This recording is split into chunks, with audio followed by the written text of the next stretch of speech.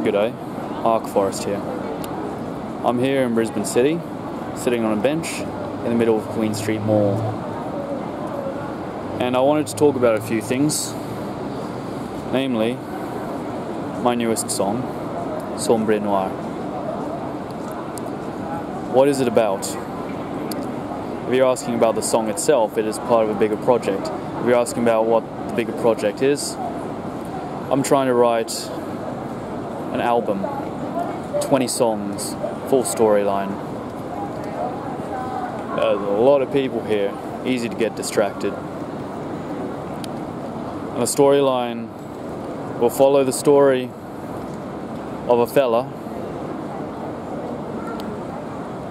who has to fight a bad guy and get a woman. That's how it goes, you know? Stories are like that. Either that, or they're about some other kind of thing like a tragedy, some other kind of quest. I don't know. There's like a few basic storylines, and I believe that's the kind of basic storyline that I'm aiming for with this album. Sombre Noire, the song, is about setting the scene and setting the mood. The mood is incredibly depressing. Why? Because a new kind of communism, some fellows will call it cultural Marxism, I would say communism, has taken hold of the world, especially the city which it's set in. And the city which it's set in is pretty depressing. There's a lot of tall skyscrapers, a whole lot of slums, favelas, ghettos, you know, a place like that. Someone's phone is ringing, that's not part of the story. And what else? It's full of corrupt rich people and also petty criminals who aren't so rich. And the next song after this one's already set the mood. This one I've already released. The next song will sort of elaborate a little bit more on the setting, but include some kind of heist. Yeah, some kind of heist.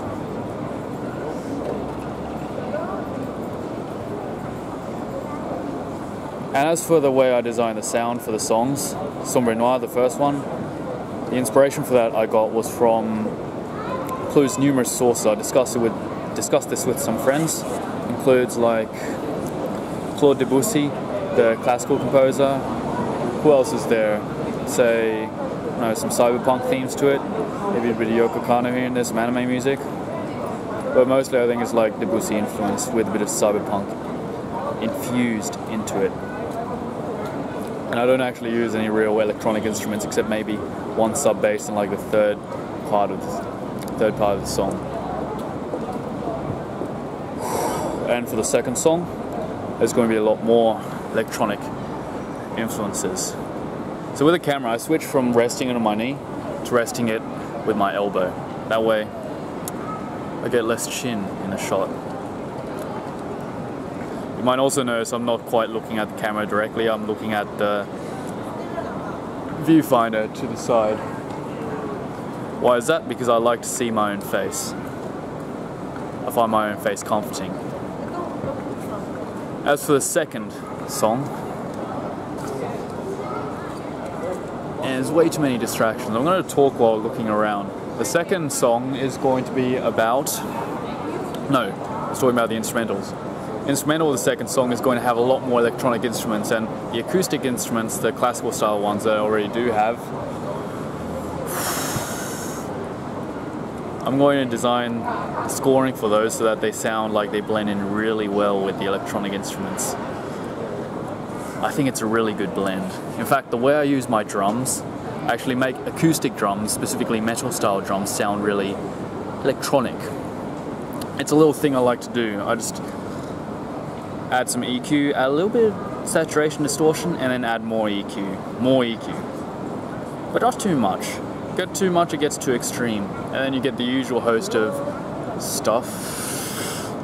Man, every time I've seen like a few people with vaccination bandages on their arms, it's kind of disturbing to me, frankly. But add the usual effects, you get a really nice sounding drum. Combine that with good bass. Whew, sounds nice. And also the scoring as well for the second song is a little bit different.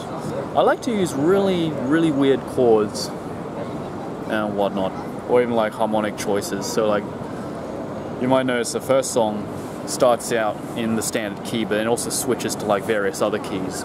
So it's like switching, variously switching, change the color every now and then, but overall the color stays the same. Same for the second song. The second song that I'm going to release switches keys numerous times.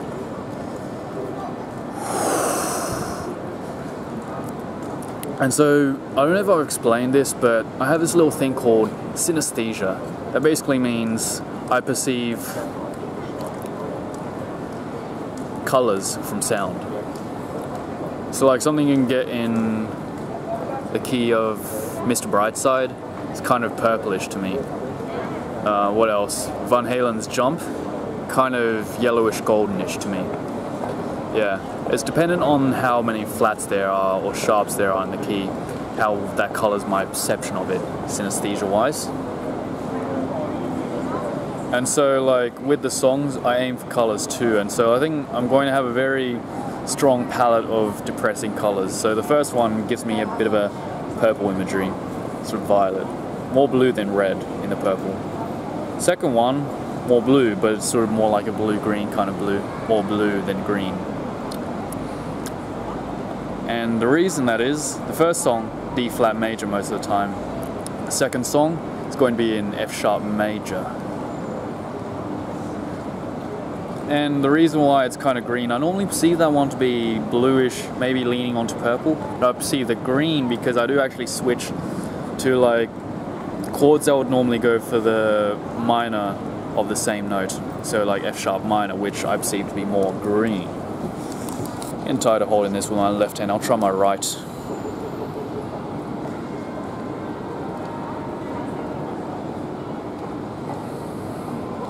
And so, that second song I've actually pretty much almost finished writing for. I even have a third song in the works. That third song introduces the male character. And you might be asking, is he a self-insert? Maybe. Maybe. I'll also tell you the fourth song will introduce a female character. Is that also somewhat of an insert? Maybe. Maybe not. I don't know yet. I have huge plans and I hope you stick along with me. I'll also tell you about more plans I have. I'm trying to get a new website set up with various subdomains. So, I don't know how into open source and individualism and whatnot you are, but I don't necessarily like sites like Facebook, YouTube, stuff like that much. I think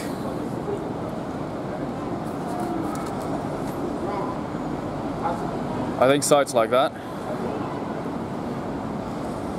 There's a fella doing elbow bumps. Nice.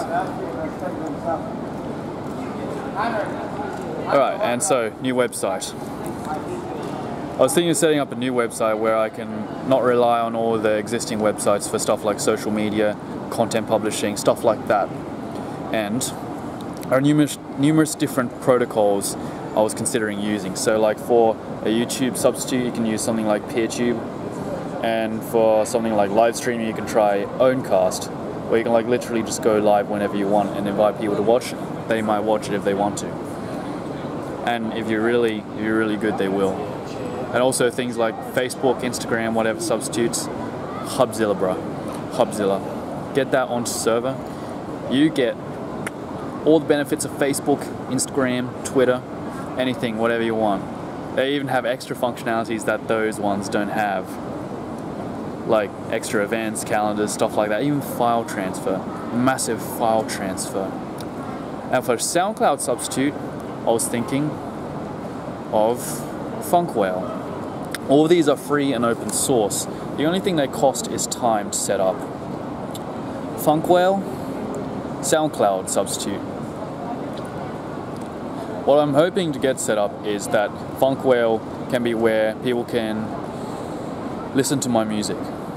I mean, considering apps that use the website as a bit of a back end.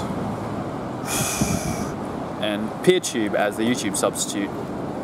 The YouTuber Unfa, the guy that does a lot of open source music production stuff, probably more than I do, maybe more than I ever will. He's more into it than I am, I just like to make music. He hosts his videos on PeerTube, which is pretty much not only open source free, but also distributed via peer-to-peer technology, which is actually very innovative. I respect that. And also, you might know, like, my existing website does have a store on it, but I'm thinking of giving away my music either for free or, if you want to, I was hoping to get pay-as-you-go set up. I believe that will come very soon. I have a friend developing it though. I kind of suck at that kind of stuff and I'd rather focus on the music, and I don't really make money from this, so it's kind of a bit of a volunteer job at this point. But he's also a fan of my music, and so, you know, I try to be good, you know, try to make good music. So some people are staring at me while I make this video, or just give me a look, give me a funny look. You know what? The body inside of me is telling me, they think you're fucking retarded. I should probably censor that. But I think it's good to take that, turn it into positive stuff, like think, hey, they're noticing me, they know me. That means I get more exposure on their radar. And closer to bigger recognition. And also for like standard website stuff, I was thinking of using Drupal, set up like, you know, a secure store, because WordPress is highly insecure. I don't like WordPress that much anymore. I've been using it for years. I want to sort of not use it anymore. I think Drupal is much more secure. It's more difficult to use, but the more you learn it, the better you get, and the more secure your site is.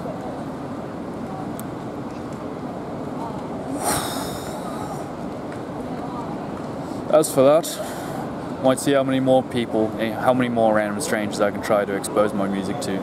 Otherwise, this is just me making a video in the middle of the city, everyone around, me just trying to get used to a lot of attention. Say this is like fear overcoming. I'm sure you know what it's like to do some really fucking stupid shit in the middle of a big crowd. Terrifying, right? I know exactly how it feels. Anyways, this will be the end of this super long video, which I've been recording for I don't know how long, probably less than 10 minutes, because I haven't heard the clock tower go off yet. With that said, see you next time. Bye.